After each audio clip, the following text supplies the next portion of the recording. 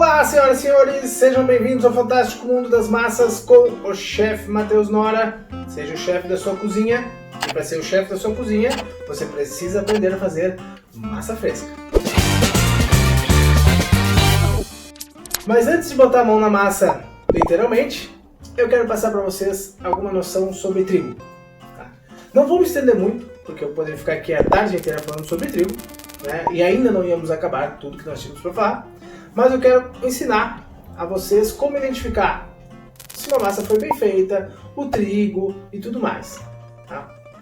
Então, primeiramente, quando se fala em trigo, nós temos que dividir ele em dois grandes grupos. Certo? Assim como o vinho, nós temos vinhos tintos e vinhos brancos, né? E desses dois vão abrir um leque de vários outros tipos de vinho. Tá? Mas as bases são tintos e brancos. As farinhas também têm isso. Nós temos grãos tenros e grãos duros. Qual é a diferença basicamente uma e outra? Tá? Grãos tenros, como o nome já diz, são grãos mais macios, enquanto os grãos duros são grãos duros com mais proteína. Qual que é a diferença? O grão duro, ele vai ter uma ligação mais forte, vai fazer com que a massa fique mais al dente e mais firme. Tá? Por isso que é melhor fazer massa com grão duro. Grão tenro faz massa? Faz também, tá? Mas o mais indicado é o grão duro. Por isso que quando vocês forem comprar uma massa no mercado e lá no pacote massa de grão duro, já significa que ela tem uma qualidade um pouco melhor. Por quê? Porque os grãos duros são específicos para fazer massa. Tá? Só para vocês terem uma ideia, quando se utiliza grão duro, não precisa nem botar ovo. Tá? As massas de extrusora, que foram as primeiras, bem dizer, massas industrializadas, eram grão duro e água, mais nada. E o amarelinho vinha da cor do grão duro. Tá? Por quê? Porque nós utilizávamos a sêmola de grão duro. O que é sêmola? Aí é uma outra questão. Qual que é a diferença? É a moagem. Tá? A farinha, geralmente, ela é altamente refinada, enriquecida com ácido fólico. Então eu ouvi dizer inclusive que tem alguns lugares que até eles descolorem o trigo para ficar bem branquinho, enquanto que a sêmola já é um produto mais bruto. Tá? Ela é uma moagem um pouco mais grossa, mais grosseira, digamos assim. Tá? Eu botei aqui na bancada dois tipos, tá? A sêmola e a farinha mais processada. Tá? Se vocês forem ver, tá? Essa aqui parece ser mais fina, tá? Por quê? Porque ela é mais solta. Tá? E aqui, ó, no toque dá pra ver bem direitinho. O toque da farinha, ela é um toque que parece um talco. Enquanto que o toque da sêmola parece uma areia mais fina. Tá? Nós estamos falando aqui de grãos tenros, nem estamos falando de grão duro. Mas já dá pra notar a diferença legal. O que a gente prefere usar? Como cozinheiros, né, sempre o menos processado possível. Então, sêmola seria melhor. O grão duro, a sêmola fica mais firme ainda e bem mais amarela. Tá? Por ser uma característica do grão. Tá? Então, pessoal, dá para fazer sêmola, dá para fazer farinha, dá para fazer tudo com os dois grãos. Tá? Não se preocupem. E assim, ó, dá para fazer massa com todos. Tá? E agora nós vamos passar para as massas. Agora mais de perto aqui, pessoal, a gente consegue ver, ó, essa aqui é a sêmola, tá? Ela é bem soltinha, vejam, ó, tá? Porque os grãos estão mais grosseiros. Se a gente for para a farinha branca, né, a gente vai pegar, vai ver, ó, que ela é mais fininha, tá? Tem um aspecto mais de talco, ó, e ela parece ser mais grossa. Por quê? Porque os grãos são tão moídos que eles meio que se agrupam. Tá? Enquanto que aqui não. Aqui, como está moído mais grosso, aí os grãos acabam não se agrupando e ficam mais soltinhos. Tá? Muito bem, pessoal. Agora nós vamos fazer a massa mais simples de todas. Tá? Aquela que vocês vão poder reproduzir em qualquer lugar. Tá? Aquela tradicional 100 gramas de farinha, um ovo. Tá? Eu estou utilizando aqui a farinha tipo 1, né, que é aquela farinha bem tradicional no Brasil. No Brasil nós temos 3 tipos de farinha, tipo 1, tipo 2 e integral. Tá? Se vocês forem para a Europa, aí já começa a separar em zeros, em tipos de trigo. A gente não tem uma legislação muito forte sobre isso, tá? Mas funciona igualzinho. Tá? O que a gente vai fazer agora? Aqui nós temos 300 gramas de farinha. Tá? Nós vamos falar, né, fazer o famoso vulcão, né, que é fazer aquele centro onde nós vamos quebrar os ovos dentro. Tá? É altamente lindo, plástico, né, para fotos, a gente bater o ovo aqui dentro, né, quebrar e bater o ovo ali dentro. Tá? Mas, né, eu sempre recomendo para todo mundo quebrar o ovo num recipiente à parte, para evitar surpresas desagradáveis. E aí, aqui ó, vamos botar os nossos 3 ovos. E outra dica que eu gosto de dar bastante, tá, é bater os ovos fora do vulcão, tá?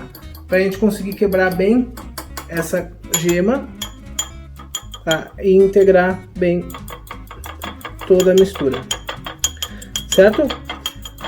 O que acontece, tá, pessoal? Nós temos uma farinha branca e ovo inteiro. Tá? Na Itália eles costumam usar só a gema. E a farinha de sêmola ainda, né, a sêmola de grano duro ainda é mais amarela ainda. Então, o que a gente faz geralmente aqui? Tá? A gente dá uma pintadinha. E esse é um segredo que vocês sabem que o segredo do sucesso é o segredo, tá? Então aqui tem uma colherzinha bem pequenininha, tá? Vocês podem botar uma colher de chá, tá, por ovo de cúrcuma. Só isso aqui já vai abrir um amarelão bem bonito. Não tem problema, tá, pessoal? A única diferença é que a massa vai ficar um pouco pálida. Se vocês forem ver nas receitas atrás dos pacotes de massa, 90% vai ter cúrcuma ou corante amarelo, né, que é pior ainda. E o sal, tá? O sal, pessoal, é o seguinte: existe uma medida padrão para sal, tá? Que seria 3% o peso da farinha, tá? Mas o sal, se eu botar 3% pro meu avô, ele vai achar que tá sem sal. Para minha avó, vai achar que tá com muito sal. Então o sal vocês regulem como vocês quiserem, certo? Eu vou botar o sal aqui nos ovos também e já dar uma mexidinha, tá? Agora, nós estamos com esse mexidinho, vamos botar no vulcão. Aqui, peraí que ficou um pouquinho no garfo, mas a gente vai usar o garfo agora aqui. E agora a gente vai incorporando a farinha. Tá? Sem mistério nenhum, tá? Isso aqui, vazou para os cantos, não tem problema. E a gente vai começar a fazer a nossa massa, tá? O que acontece aqui, tá? Está carente de um pouco de gordura. Como eu falei para vocês antes, e nós vamos fazer essa massa depois também, a gente tem uma massa, os italianos eles têm uma massa um pouco mais elástica, porque além de estarem usando o trigo de grano duro, eles utilizam apenas as gemas. Então ela fica mais forte e mais elástica. Tá? Por quê? Porque a gema tem mais gordura. Então aqui eu posso botar um pouquinho de gordura para dar um pouco mais de elasticidade. Mas só se eu quiser também. Porque se eu for fazer uma massa, tipo um talharinho, alguma coisa que eu não vou rechear, também vocês não precisam se preocupar. Eu gosto de botar sempre, né, nessa mistura uma colherinha, ó, de azeite de oliva. Aqui. Porque o azeite de oliva, além de tudo, ainda dá um gostinho legal. Então nós temos a nossa massa mais amarelinha, por causa do segredo da cúrcuma. E agora o segredo do azeitezinho de oliva, para ela ficar um pouco mais elástica e não ficar muito quebradiça. E agora vai chegar uma hora que nós vamos ter que passar para a mão.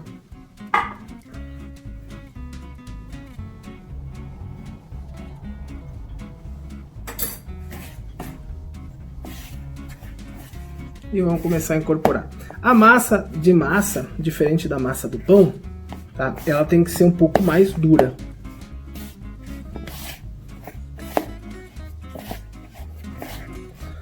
Olha como a cúrcuma já aparece bem aqui, esse pouquinho de cúrcuma que a gente botou. Esse toquezinho vai fazer a diferença do amigo que sabe fazer massa, do pá, que massa do seu, provou a massa dele? Bem amarelinha. E é só uma cúrcumazinha. Quando chegar no estágio que dê para ir para a bancada, a gente vai passar para a bancada.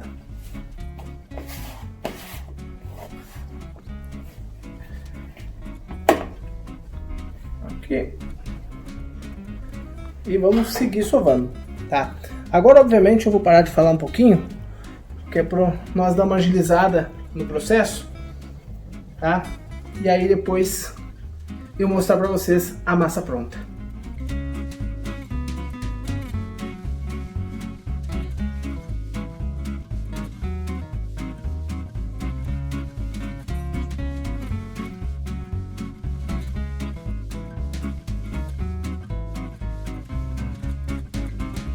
Muito bem, assim que a massa estiver bem homogênea, tá? Ao contrário da do pão, eu não preciso ficar sovando horas e horas, porque eu não tenho necessidade de formar uma rede de glúten, tá?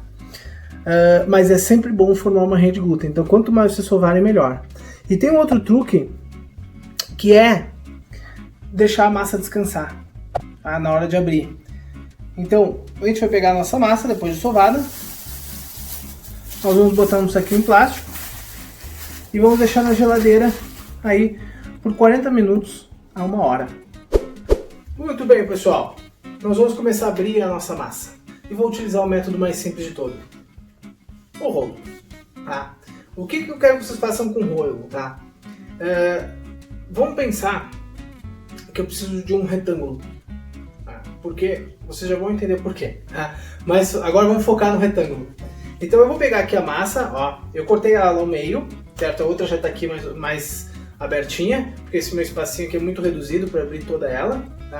Então eu vou, ó, do meio para fora, do meio para fora, para dentro, para fora, para fora, pra dentro, do meio para dentro, do meio para fora, e sempre vou ficar indo nesse vai e volta, tá? Se eu precisar aumentar um pouquinho ela, ó, mesma coisa, do meio para fora, do meio para dentro. E eu vou tentando deixar ela o mais retangular possível. Aqui, ó. Tá. Por que eu vou fazer isso? Ó, esse aqui tá tipo no estágio 1, e esse aqui já tá no estágio 10, digamos assim, de finura, tá? Por que eu vou fazer isso? Porque eu quero uma lâmina com este formato aqui, ó. Tá? Abrindo o rolo, certo? Sempre a massa vai ficar um pouco mais grossa. Tá? Por quê? Talvez eu não tenha muita prática, a massa pode estar um pouco dura, várias variantes, tá? Vocês não precisam se preocupar com isso. Tá? É só vocês corrigirem com o cozimento se estiver muito grossa. Tá? Eu deixei a minha, eu não me preocupei muito a cabeça em deixar ela muito fina, porque eu quero mostrar para vocês bem a realidade de casa, tá? Então o que eu vou fazer, ó? Eu tenho a minha massa e vou mais ou menos visualizar o meio dela. E aí eu vou pegar as pontas, ó, e vou dobrando até o meio.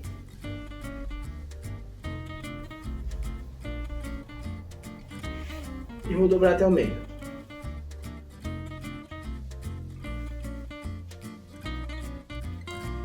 Aqui. Certo? Aí, pessoal, deixa eu pegar uma tabuinha. O que dá pra fazer aqui, ó? Posso aparar as bordinhas, tá? Pra ela ficar bonitinha, mas não é obrigatório, tá? Porque afinal é massa. Mas aqui eu vou mostrar pra vocês certinho. E agora eu vou cortar minha massa. Existem dois tipos de massa básicos, tá? Os laminados e os extrusados. O extrusado é aquela que vai botar naquela máquina que a avó tinha de torcer, ou de manivela, né? Que isso aí é a massa pronta. Né? O laminado é na época que não existia essa máquina ainda. Tá? E aí eu fazia alguns cortes mais clássicos. O que eu vou fazer para vocês agora, tá? É o talharim. Se eu cortar com um dedo aqui, ó, de grossura, eu tenho um talharim. Então, ó, eu vou cortar com o dedo,